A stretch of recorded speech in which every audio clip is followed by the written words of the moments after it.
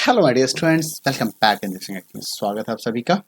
तो class 12 information technology 802 के unit 4 की बात करेंगे, वर्क इंटीग्रेटेड लर्निंग ITTM। आखिर क्या है इस चैप्टर के अंदर में, तो आइए जानते हैं इस चैप्टर के बारे में और इसकी डिटेल्स के बारे में और किस तरह के क्वेश्चंस पूछे जा सकते हैं इस चैप्टर से। इन सब चीज़ों को हम समझते हैं। सबसे पहले समझते हैं कि इसका मतलब होता क्या है, वर्क इंटीग्रेटेड लर्निंग ITTM। देखिए, आईटी का मतलब तो इंफॉर्मेशन टेक्नोलॉजी हो गया, डीएमए का मतलब डेटाबेस मैनेजमेंट एप्लीकेशन हो गया।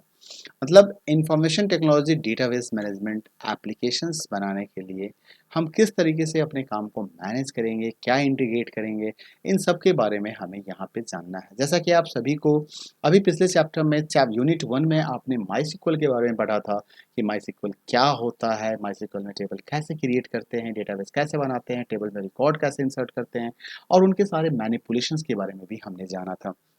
उसके अगले यूनिट में आपको वेब एप्लीकेशंस के बारे में बताया गया था और फिर अगले यूनिट में आपने जावा के बारे में पढ़ा। तो मतलब कहने का अर्थ है कि now you have totally loaded with the proper tools कह सकते हो, बुलेट्स कह सकते हो कि अब आपके पास सारे बुलेट्स हैं और साथ साथ आपके पास गन भी हैं जो आपके दिमाग के अंदर है।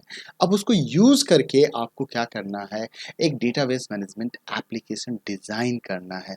तो डिज़ाइन होगा कैसे और इससे रिलेटेड क्वेश्चंस क्या आएंगे, आइए इनको जरा समझे ध्यान से कि डेटाबेस मैनेजमेंट कॉन्सेप्ट्स के बारे में जहाँ पे आपको ये बताया गया था डेटाबेस के थ्रू कि आप इंफॉर्मेशंस को कई तरीके से मैनेज कर सकते हैं मीनिंगफुल वे में। हमें फास्ट रिट्राइवल ऑफ इंफॉर्मेशंस की फैसिलिटी प्रोवाइड करती है कौन, डेटाबेस सिस्टम। और अब डेटा मैनिपुलेशन लैंग्वेज, इसके लिए हमने SQL लैंग्वेज को सीखा था जहाँ पे आपको table creating, selecting and modifying the data in database के बारे में आपको बताया गया था। और आपने बहुत सारे वेरियस वेब एप्लीकेशंस के यूजेस के बारे में और वहाँ पे डेटाबेस का कैसे यूज होगा, कैसे डेटा को मैनेज किया जाएगा, इसके बारे में बताया गया था। In this chapter, you are going to learn about various work areas that use the database management system. अब एक क्वेश्चन यहाँ पे इससे आ जाता है कि भाई उस 5 एरिया का नाम बताओ जहाँ पे डेटाबेस एप्लीकेशंस को यूज किया जा सकता है। तो ये क्वेश्चन आपके पास पूछा जा सकता है। आपको also we sell develop a shopping, मतलब यहाँ पे आपको डेटाबेस मैनेजमेंट को सिखाने के लिए एक एप्लीकेशन डेवलप करना सिखाया जाएगा जिसको शॉपिंग एप्लीकेशंस, जहां पे डीबीएमएस के साथ साथ जावा को यूज किया जाएगा। अब इसको ध्यान रखना कि माई सिक्वल हमारे लिए बैकएंड का काम करेगा और जावा हमारे लिए फ्रंट एंड का काम करेगा। ठीक है, तो इस पूरे कोर्स में आपको इन सब चीजों के बारे में बताया जाएगा। सबसे पहला काम है पोटेंशियल वर्क एरिया की आइडेंटिफिकेशन करना। जब आप डेटाबेस मैनेजमेंट सिस्टम्स के बारे में देखते हैं, समझते हैं, तो आप पाते हैं कि this database management systems have found application various domains, मतलब कई जगहों पे इसका इस्तेमाल हो रहा है ना। और एक्चुअली डेटाबेस मैनेजमेंट सिस्टम का क्या यूज होगा हर जगह पे, तो everywhere we are going to store the some information, we are going to process the some information. हमें इंफॉर्मेशन को स्टोर करना है, हमें इंफॉर्मेशन को प्रोसेस करना है यार। मतलब डेटा आएगा, उसको मैनेज करना होगा। कभी आपका डेटा है, कभी उसका डेटा है, कभी उसका डेटा है, तो अब इसको रखना भी तो होगा। रखना ही टेंशन नहीं है भैया, रखने के बाद उसको मैनेज भी करना है, उसको प्रोसेस भी करना है, उसको रिट्राई भी करना है, जब जरूरत पड़े तो प्रोवाइड भी करना है और कई बार अपडेट भी करना है। तो कुछ ऐसे डोमेन हैं, अब ये इंपॉर्टेंट है, इसको एकदम स्टार लगा लो। फिर ये सारे डोमेन्स आपको याद होने चाहिए क्योंकि यहीं से क्वेश्चन आएगा कि वेयर डेटाबेस एप्लीकेशन यूज। अब कई ऐसे पूछा जा सकता है, भाई एडुकेशन में डेटाबेस का क्या यूज करोगे। तो भाई एडुकेशन में हम डेटाबेस का यूज करेंगे डेटा को स्टोर, इंफॉर्मेशन को स्टोर करने के लिए। क्या स्टोर करोगे भैया, अरे यार तो आप स्टूडेंट हो, बता दो ना। स्टूडेंट डिटेल्स को स्टोर करेंगे, उसके मार्क्स को, उसके रिजल्ट्स को। फैकल्टी के बारे में भी तो रखोगे, स्टाफ मेंबर का भी डिटेल रखोगे। एक स्कूल में, एक इंस्टीट्यूट में, एक कोचिंग में तो भाई फैकल्टी होगा, स्टूडेंट होगा, तो इन सबका डिटेल रखना पड़ेगा ना। और कई बार detail about school and college का भी रखना पड़ेगा, उसके इंफ्रास्ट्रक्चर का भी डिटेल रखना पड़ेगा, डिपार्टमेंट का भी डिटेल रखना पड़ेगा, क्या क्या कोर्स पढ़ाया जा रहा है इसका भी डिटेल रखना पड़ेगा। तो that is the usages of the database applications, database management system in education. अब कहता है कि बैंकिंग एरिया में डेटाबेस एप्लीकेशंस क्या है भाई।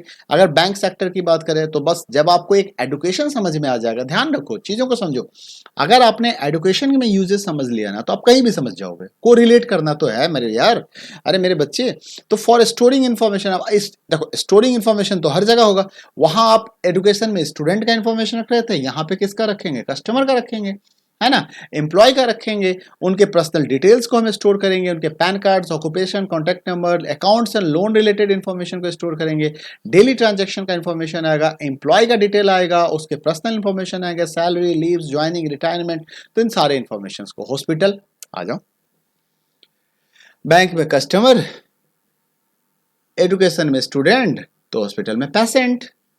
एम्प्लॉय कौन है वहाँ? Doctor, nurse. तो जो एम्प्लॉय हैं उनका इन्फॉर्मेशन आएगा, फिर हमारा पेशेंट का इन्फॉर्मेशन आएगा। अब पेशेंट का आएगा तो उसके हेल्थ इश्यूज आएंगे, तो हेल्थ के भी डिटेल चाहिए हमें, ठीक है। तो हमें दो चीज़ के हम यहाँ पे इन्फॉर्मेशन को रखेंगे भाई, इन्फॉर्मेशन मैनेज करना होगा पेशेंट्स के रिगार्डिंग और डॉक्टर्स के regarding, nurse, staff members, rooms के बारे में, ठीक है, मेडिकल इक्विपमेंट्स के बारे में, जो मेडिसिन हैं उसके बारे में। तो इन सारी चीज़ों का हमें रिकॉर्ड रखना होता है। अब गवर्नमेंट सेक्टर की बात करो तो गवर्नमेंट सेक्टर के पास ना बहुत बड़ा एरिया है यार, बहुत सारी चीज़ों का इन्फॉर्मेशन स्टोर करना पड़ता है, ठीक है। अब डिटेल्स ऑफ इलेक्टोरल रोल, मतलब इलेक्शंस के बारे में सारा डिटेल आ गया, टैक्सेस के बारे में डिटेल्स आ गया, PAN cards, Aadhaar cards, vehicle registration, birth date. अब अलग अलग है गवर्नमेंट, यहाँ पे गवर्नमेंट सेक्टर्स का मतलब हम पूरे गवर्नमेंट की बात करें। अब गवर्नमेंट का अपना मेडिकल होगा, गवर्नमेंट का अपना ट्रांसपोर्ट एरिया है, टैक्स एरिया है, फाइनेंशियल एरिया, तो अलग अलग डिपार्टमेंट, तो वहाँ भी अलग अलग, ऐसा नहीं कि सारा डेटा एक ही जगह पे आ जाएगा, but they all are inter related, server के थ्रू वो सारे कनेक्टेड होंगे। अगर हम कंपनी की बात करें कि कंपनी में क्या होगा, तो कंपनी में भी इंफॉर्मेशन आएगा। अब कंपनी की बात करें तो भाई किसी भी कंपनी में तो एम्प्लॉय तो मिलेगा ही ना, तो एम्प्लॉय के डिटेल्स को स्टोर करना, उसके इंफॉर्मेशन को मेंटेन करना, प्रोजेक्ट जो भी कंपनी काम कर रही है जिस पर इंफ्रास्ट्रक्चर, सेल और इन्वेस्टमेंट्स के बारे में बात करना, ये सारा इन्फॉर्मेशन वहाँ पे यूज होगा। अब इन सबको स्टोर करना है, इन्फॉर्मेशन को रखना है यार, तो कहाँ रखोगे? डेटाबेस में ही तो रखोगे, तो उसके लिए डेटाबेस एप्लीकेशन इसे हम कहेंगे। ई कॉमर्स, आप दुकान जाते हैं, फ्लिपकार्ट पे, अमेजन पे पहुंच गए, ऑनलाइन शॉप पे, अब इन्फॉर्मेशन आप सर्च कर रहे हो, आखिर आपको इन्फॉर्मेशन दे कैसे रहा है अमेजन? तो यार उसने भी तो डेटाबेस मैनेज कर रखा है ना, उसने भी तो सारे इन्फॉर्मेशन को स्टोर कर रखा है कहीं ना कहीं। तो जो इन्फॉर्मेशन वो स्टोर कर रहा है वहीं से तो हमें बता भी रहा है ना। तो इन्फॉर्मेशन से अबाउट क्या हो जाएगा? प्रोडक्ट हो जाएगा, प्रोडक्ट का प्राइस, क्वांटिटी, क्वालिटी। कस्टमर्स का भी इन्फॉर्मेशन होता है, उनके कॉन्टैक्ट नंबर भी, आपकी लॉगिन आईडी बन जाती है, यूजर आईडी बन जाती है।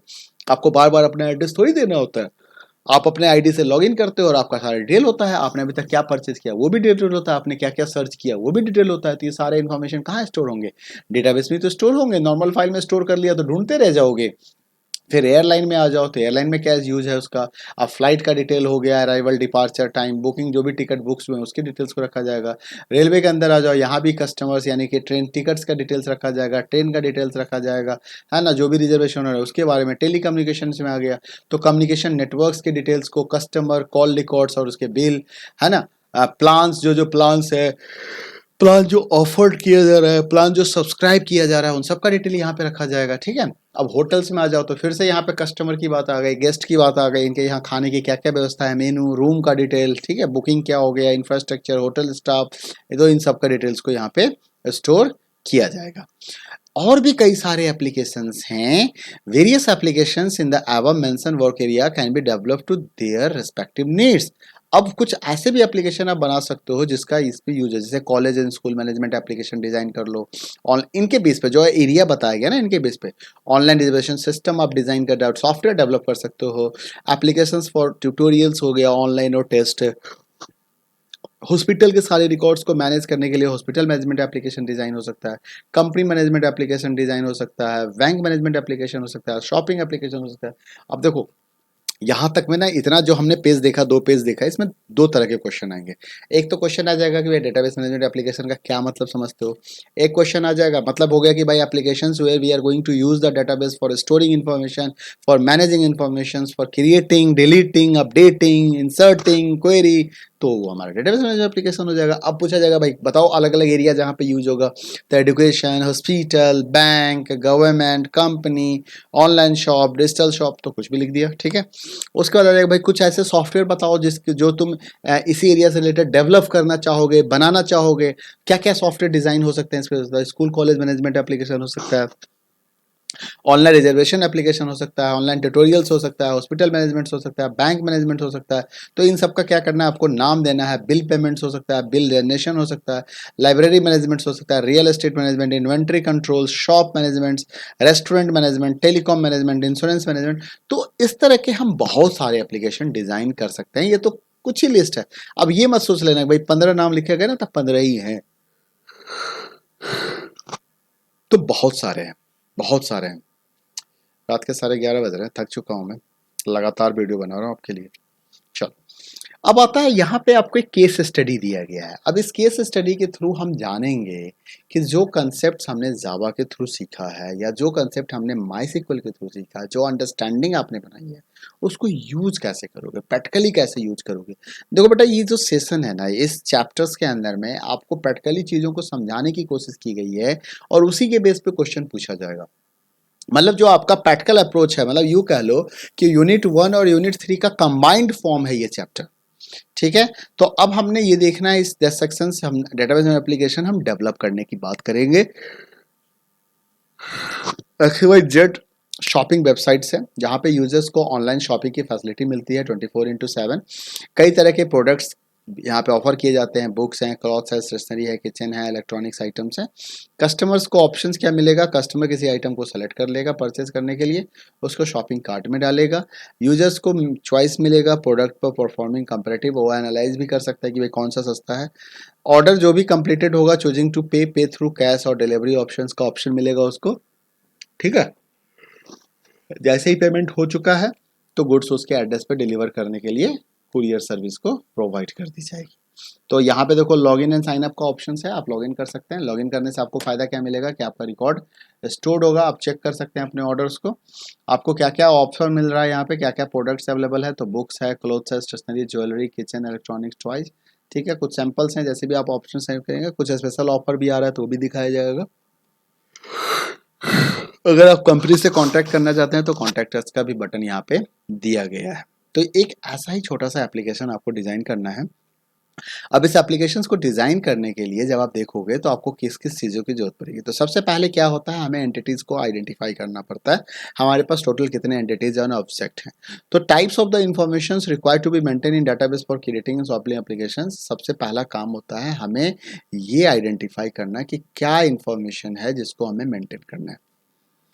अब कुछ एंटिटीज ऐसे हैं जो इसके बारे में यहाँ पे नीचे बताया जा रहा है। हर एक एंटिटी के लिए टेबल क्रिएट करना होगा, क्रिएट टेबल एसक्यूएल कमांड्स की मदद से हमें। ठीक है, प्राइमरी की भी आइडेंटिफाई किया हुआ है, अंडरलाइन किया हुआ है यहाँ पे। तो अब देखिए, सबसे पहले हम बात करते हैं कि जब आप कोई प्रोडक्ट बना रहे होगे तो हर एक प्रोडक्ट की एक कैटेगरी होगी। जब आप लिस्टिंग करोगे, भाई ये किस कैटेगरी में जाएगा, ये क्लॉथ की कैटेगरी में जाएगा, बुक की कैटेगरी में जाएगा। तो आपको क्या करना है, एक कैटेगरी टेबल क्रिएट करके उसमें इंफॉर्मेशन देना है। जहाँ पे कैटेगरी आईडी को प्राइमरी की बनाया गया, कैटेगरी आईडी इंटीजर हो गया, प्राइमरी की हो गया, उसका नाम और डिस्क्रिप्शंस ऑफ कैटेगरी। तो सबसे पहले हम कैटेगरी डिसाइड करेंगे सो दैट जब कभी भी हम किसी प्रोडक्ट के इंफॉर्मेशन को हम डालें तो हम बता सके कि किस कैटेगरी से बिलोंग करता है। ठीक है, उसके बाद आपके पास प्रोडक्ट टेबल आ जाएगा जहां पे प्रोडक्ट्स की अवेलेबल शॉपिंग के लिए जितने भी प्रोडक्ट्स अवेलेबल आप उसका डिटेल देंगे। इसके अंदर में आपको कॉलम्स मिल जाएगा, product ID, name, category ID, price और दिस। कैटेगरी आईडी यहाँ पे फॉरेन की बनेगा क्योंकि कैटेगरी आईडी का इंफॉर्मेशन कैटेगरी टेबल में है, तो ये जो है ये कैटेगरी टेबल से रिलेटेड हो गया। ठीक है, और प्रोडक्ट आईडी जो है वो प्रोडक्ट नंबर आप यहाँ पे दोगे जो आपके लिए इस टेबल में, प्रोडक्ट टेबल में वो प्राइमरी की का रोल अदा करेगा। बाकी प्राइस, क्वांटिटी और बेसिक इन्फॉर्मेशन है जो आप यहाँ पे डाल रहे हैं। ठीक है, इसके बाद आते हैं, अरे यार, प्रोडक्ट के बाद हमारे पास क्या मिलेगा, नेक्स्ट कैटेगरी। अब यहाँ पे और भी इंफॉर्मेशन है प्रोडक्ट में, जैसे डिस्काउंट भी है, ब्रांड भी है, कलर, साइज, सेलर आईडी। अब सेलर आईडी भी यहाँ पे क्या हो जाएगा, फॉरेन की हो जाएगा क्योंकि हम एक सेलर डिटेल्स भी मेंटेन करेंगे तो उस टेबल के साथ ये कोरिलेट हो जाएगा, सेलर ऑफ द प्रोडक्ट। उसका डिस्क्रिप्शन आ गया। इसके बाद क्या है, अब जैसे मान लो कुछ रजिस्टर्ड कस्टमर है आपके पास, तो उनके डिटेल्स के लिए हमें एक टेबल चाहिए, उस टेबल का नाम क्या रख दिया गया, कस्टमर टेबल रख दिया। तो जब कभी भी कोई ऑर्डर दिया जाएगा तो हम कस्टमर्स के इंफॉर्मेशन को स्टोर करेंगे। कई बार वो लॉगिन कर जाएगा तो कस्टमर में क्या होगा, कस्टमर आईडी जो इसका प्राइमरी की हो गया, फिर कस्टमर का password, first name, last name, address, email ID, contact number, इतने सारे डिटेल को हम यहाँ पे स्टोर करेंगे। फिर सेलर के बारे में अभी आपको बताया था कि सेलर का इन्फॉर्मेशन जो सेलर के, जिसमें सेलर की आईडी होगी, उसकी रेटिंग होगी, ये इन्फॉर्मेशन रखा जाएगा। और भी डिटेल हम रख सकते हैं, यहाँ पे नाम भी आएगा। विशलिस्ट मतलब एक ऐसा टेबल जहां पे यूजर अपने विशेज के हिसाब से प्रोडक्ट को ऐड करके रख सकता है और प्रोडक्ट्स को इन फ्यूचर वो चेक कर सकता है और उसको जब चाहे तो परचेज भी कर सकता है। अब विश लिस्ट टेबल के अंदर में क्या होगा, एक कस्टमर आईडी और एक प्रोडक्ट आईडी, ये इन्फॉर्मेशन होगा। कस्टमर आईडी से कस्टमर डिटेल आ गया भाई इस कस्टमर का है, प्रोडक्ट आईडी से उस प्रोडक्ट का डिटेल आ गया कि इस प्रोडक्ट को उसने अपने विश लिस्ट में डाल रखा है कि भाई इसको ये खरीदना चाहता है। ऑर्डर क्या है, ऐसा टेबल हो गया जो ऑर्डर के बारे में रखेगा। भाई this table store details of all the orders, जितने भी ऑर्डर गए ना उनका डिटेल ये ऑर्डर टेबल में रखा जाएगा। अब ऑर्डर टेबल के लिए आपको क्या क्या इन्फॉर्मेशन चाहिए भाई, आपको तो ये पता करना पड़ेगा कि किसका ऑर्डर है, किस कस्टमर का ऑर्डर है, कब ऑर्डर दिया गया है ना, किस प्रोडक्ट के लिए दिया गया। तो ये सारे इंफॉर्मेशन को आपको रखना पड़ेगा। देखिए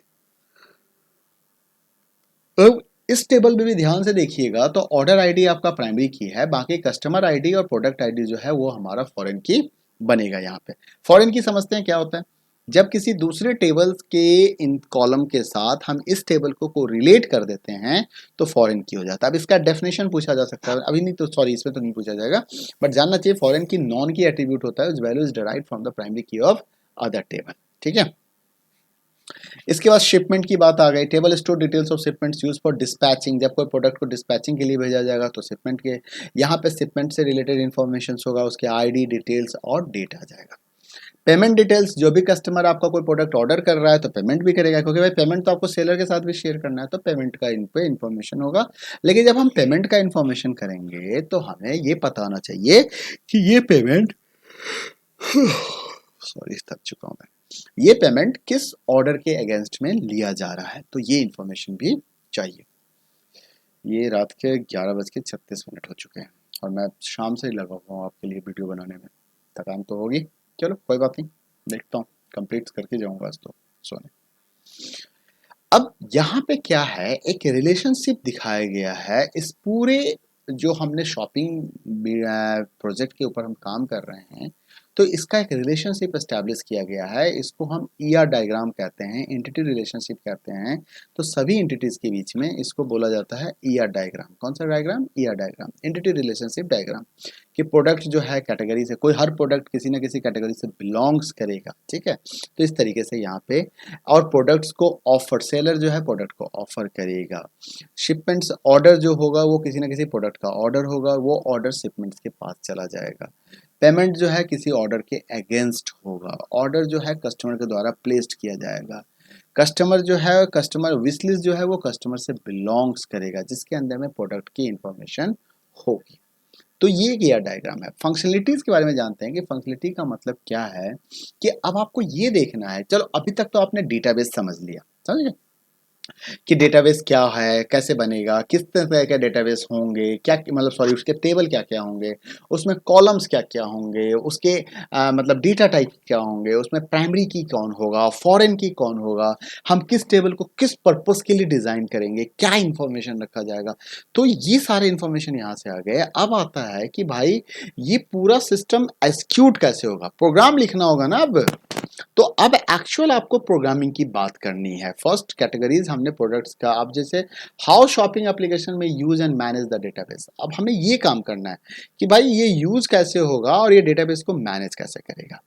तो सबसे पहले है कि हमें ये दिखाना पड़ेगा कि हम जो अलग अलग टेबल बना रहे हैं तो उस टेबल में इंफॉर्मेशन को हम स्टोर कैसे करेंगे। तो सबसे पहले हम कैटेगरीज की बात कर लें तो हमें क्या करना होगा, एक इंसर्ट कैटेगरी नाम का फंक्शन प्रोग्राम लिखना पड़ेगा, फंक्शन लिखना पड़ेगा जो कैटेगरी टेबल में कैटेगरी इंसर्ट करने में हमें फैसिलिटी देगी।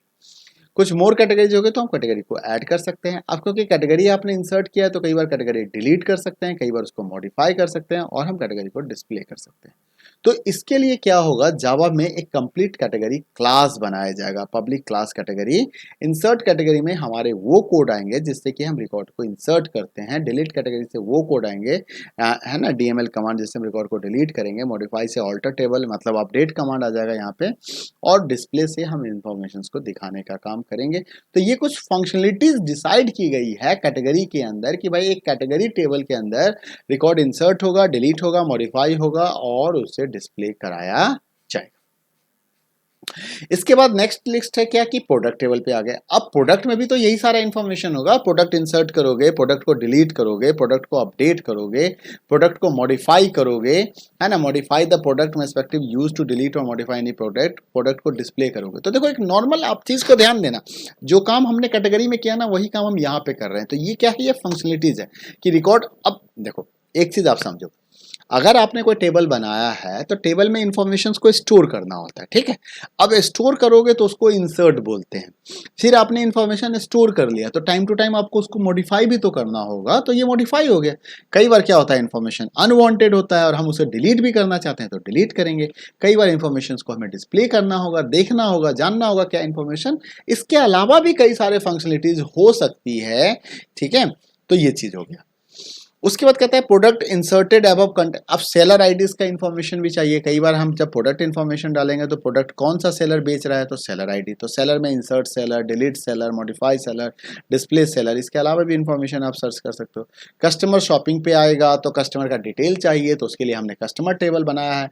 तो अब हमारे पास एक ऑप्शन है कि हम कस्टमर को रजिस्टर्ड करवा सकते हैं। He can either sign in or can spy his detail while placing the order. तो दो तरह के कस्टमर हो गए। एक तो लॉग इन करके इन्फॉर्मेशन को, एक कस्टमर ऐसा होगा जो बिना साइन करे अपना सारी डिटेल प्रोवाइड करेगा, लेकिन फिर भी हमें डाटा स्टोर करना पड़ेगा, तो उसके लिए हमें कस्टमर टेबल को यूज करना पड़ेगा, है ना। तो कस्टमर टेबल में अब क्या है भाई, तो इंसर्ट कस्टमर है।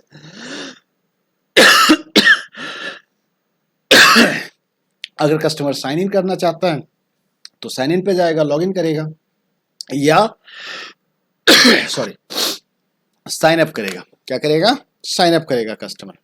एक मिनट,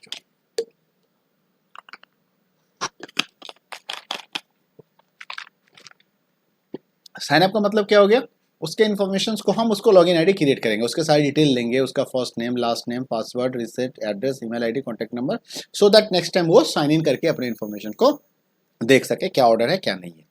उसके बाद कस्टमर डिटेल आ गया, इंसर्ट कस्टमर हो गया, मॉडिफाई कस्टमर हो गया, कस्टमर को मॉडिफाई करेंगे, लेकिन कई बार कस्टमर हम डिलीट भी कर देते हैं, कई बार कस्टमर्स को हम सर्च भी करेंगे, कई बार हम गेट साइन इन का फैसिलिटी प्रोवाइड करेंगे। अब कस्टमर को अगर डिलीट करना है तो हम किस तरह से डिलीट करेंगे, क्या परमानेंट डिलीट करेंगे या फिर एक यहाँ से हटा देंगे, बाद में कभी चाहे तो रिट्राइव भी कर सकता है। तो ये सारी चीज़ है, कुछ और भी एक्स्ट्रा इन्फॉर्मेशन हम चाहे तो स्टोर कर सकते हैं। अब जब कोई प्रोडक्ट को ब्राउज कर रहा है, इन्फॉर्मेशन को सर्च कर रहा है, तो वो इन्फॉर्मेशन को अपने विश लिस्ट में भी डालना करेगा, स्टोर करना चाहेगा। तो विश लिस्ट में दिए तो भाई आप विश लिस्ट मतलब आपने प्रोडक्ट सेलेक्ट करके आप क्या करोगे, इंसर्ट करोगे, है ना। जैसे अमेजन पे जाते हो सेव फॉर लेटर, फ्लिपकार्ट पे ऑप्शन होता है ना, तो वो क्या है, वो आपका विश लिस्ट तो है कि भाई हम फ्यूचर में परचेज कर सकते हैं। कई बार प्रोडक्ट अवेलेबल नहीं होता है तो नोटिफाई नहीं हो जाता है, नोटिफिकेशन देता है हमें वो। तो इसी तरह से आपको क्या करना होगा, यहाँ पे इंसर्ट विश करना होगा, डिलीट विश करना होगा, डिस्प्ले विश करना होगा, ठीक है। अब पेमेंट आ गया, अब आपने ऑर्डर भी कर दिया, अब पेमेंट भी करना है तो पेमेंट का डिटेल भी चाहिए हमें। अगर कोई परचेज कर रहा है तो किस डेट को पेमेंट हो रहा है ना। पेमेंट के लिए क्या होगा, पहले प्रोडक्ट शॉपिंग कार्ट में जाएगा, फिर बाय आइटम में जाएगा, फिर आप वहाँ पे डिटेल प्रोवाइड करोगे, बैंक अकाउंट्स का डिटेल दोगे, फिर आप पेमेंट ऑप्शंस पे जाओगे। तो देखो अब यहाँ पे कई सारे काम हो गए। तो इंसर्ट पेमेंट में ये सारा प्रोसेस कंप्लीट किया जाएगा। अब पेमेंट होने के बाद क्या हो गया, ऑर्डर कंप्लीट हो गया। तो अब ये ऑर्डर में कन्वर्ट हो गया। अभी तक क्या था, विश लिस्ट में था, शॉपिंग कार्ट में था, पेमेंट भी हो गया, तो ऑर्डर हो गया ना कि भाई आपको ये प्रोडक्ट उसको भेजना पड़ेगा, क्योंकि उसने तो पैसे दे चुके हैं, आपके दे दिए। तो ऑर्डर होते ही हम क्या करेंगे, वहीं से इंफॉर्मेशन को ऑर्डर के अंदर में डाल देंगे। लेकिन ऑर्डर में भी कैंसिल का ऑप्शन होना चाहिए ना, कि भाई वो चाहे तो अपने ऑर्डर को कैंसिल कर सकता है। तो हमें क्या करना पड़ेगा, ऑर्डर टेबल में ऑर्डर इंसर्ट होगा, ऑर्डर डिलीट होगा, ऑर्डर डिस्प्ले होगा। डिलीट तब होता है जब वो कैंसिल कर देता है, ठीक है। फाइनली क्या होगा, ऑर्डर भी हो गया, प्रोडक्ट भी आ गया, सारा चीज हो गया। तो आप किसको भेजोगे, डिस्पैच में जाएगा, डिस्पैच यानी कि शिपमेंट वाले चला जाएगा। तो शिपमेंट डिटेल्स में, शिपमेंट टेबल्स में हम उसके शिपमेंट डिटेल्स को डालेंगे कि भाई इस कस्टमर का जो प्रोडक्ट था उसको हमने कहाँ भेजा, किसके पास भेजा। अब एक एक्सरसाइज है, क्वेश्चंस दिया हुआ है, choose at least one more application out of this. तो ऊपर बहुत सारे एप्लीकेशंस हैं, उसको चूज करके आप उसमें क्या एक लेआउट डिजाइन कर लीजिए कि क्या डेटाबेस क्या टेबल होगा, और उसके हिसाब से आप उस पर काम कर सकते हैं। देख लीजिएगा क्वेश्चन, देखो यहाँ से यही 2-3 क्वेश्चंस आएगा। आपसे ये पूछा जा सकता है कि बताओ क्या क्या एंटिटीज हो सकते हैं, ये पूछा जा सकता है उसके बीच में कैसे रिलेशनशिप होंगे, आपसे ये पूछा जा सकता है कि एंटिटीज के अंदर में क्या क्या एक्शन, मतलब अगर प्रोग्राम लिखोगे तो आप क्या काम करोगे। देखो ज़्यादा कन्फ्यूज मत होना, ये 2-4 ऑप्शन तो याद कर लेना भाई, इंसर्ट, डिलीट, मॉडिफाई, डिस्प्ले, ये 4 फंक्शन याद कर लो, बस काफ़ी है इतना, इससे ज़्यादा मत सोचना। अपेंडिक्स में क्या है, इंस्टॉलिंग नेटबिन्स, तो इससे हमें कोई मतलब नहीं है, ऑलरेडी हो चुका है। तो मिलते हैं अगले वीडियो में फिर नए इन्फॉर्मेशन के साथ। इस बीच में आप वेबसाइट विजिट करना, मैं कोशिश करूँगा सुबह सुबह अपने वेबसाइट को अपडेट करने का और वो सारे क्वेश्चन आज इस पर डालने का। मिलते हैं अगले वीडियो, तब तक के लिए अपना ख्याल रखिए। Bye the all the best, bye bye, good night.